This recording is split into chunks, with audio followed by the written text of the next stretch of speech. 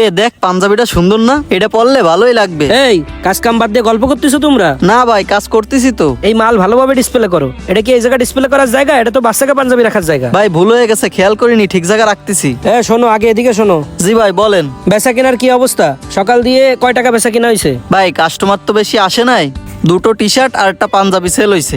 এইভাবে বেচা কেনা করলেই ব্যবসা চলবে কিভাবে? আর তোমাকে বেতন দেবো কোন জায়গাতে? ভাই কাস্টমার যদি না নেয় তাহলে আমাকে কি করার আছে? আচ্ছা এখন শোনো, ওই যে আমাকে নাসিম ভাই আছে যে, ওনার কাছে 3000 টাকা পাই।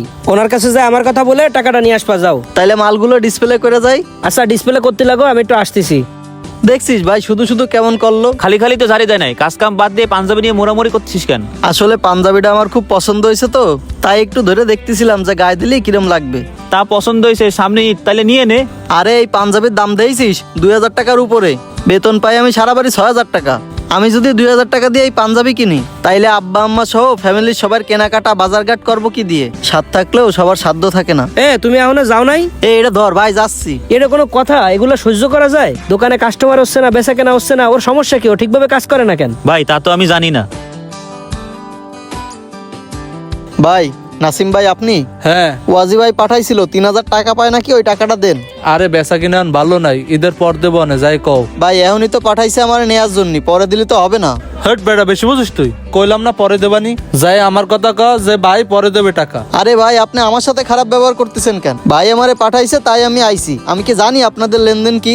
জানো না তাইলে এত বেশি কথা কও কির জন্য? আমি যা কইছি যাই তাই কও। ঠিক আছে যাই করছি। নয়ন এদিকে আসো। জি ভাই বলেন। বেচা কেনার অবস্থা তো দেখলাম ভালো না। যাই হোক, এখন কথা হচ্ছে ঈদ তো প্রায় চলে আইছে, তা বাড়ি যাবা কবে? ওই বেচা কিনা কইরা একবার ঈদের দিন যাবানি।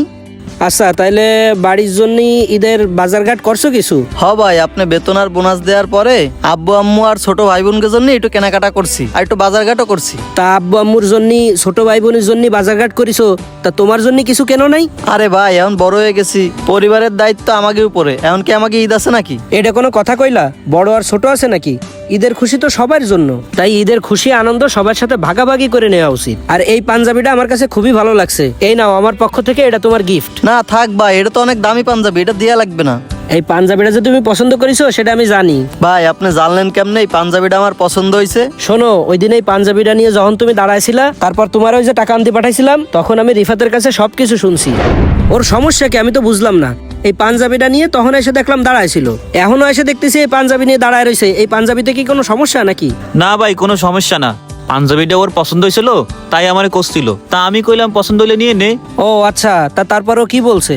তারপর কইলো যে ও তো 6000 টাকা বেতন পায়, 2000 টাকা দিয়ে যদি পাঞ্জাবি কেনে তাইলে আব্বা আম্মা সহ ফ্যামিলির অন্য সবাই কেনাকাটা কিভাবে করবে, এর জন্য পাঞ্জাবিটা নেয়নি। ও আচ্ছা আচ্ছা, বুঝতে পারছি। আচ্ছা ঠিক আছে, তা তুমি এগুলো সব ডিসপ্লে করো, আমি খাতার হিসেবটা দেখতেছি।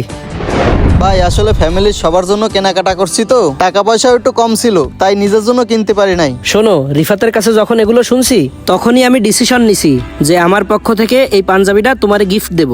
আমি চাই এই পাঞ্জাবি পরে তুমি ঈদের নামাজ পড়বা। তাই এখন এই যে এটারে ট্রায়াল দিয়ে দেখো যে এটা পড়লে তোমার কেমন লাগে। পড়ো পড়ো। শখ কিংবা স্বাদ থাকলেও সেই শখ মেটানোর সাধ্য অনেকেরই থাকে না, তাই যাদের সাধ্য আছে তাদের উচিত আনন্দের মুহূর্তগুলো সবার সাথে ভাগাভাগি করে নেওয়া।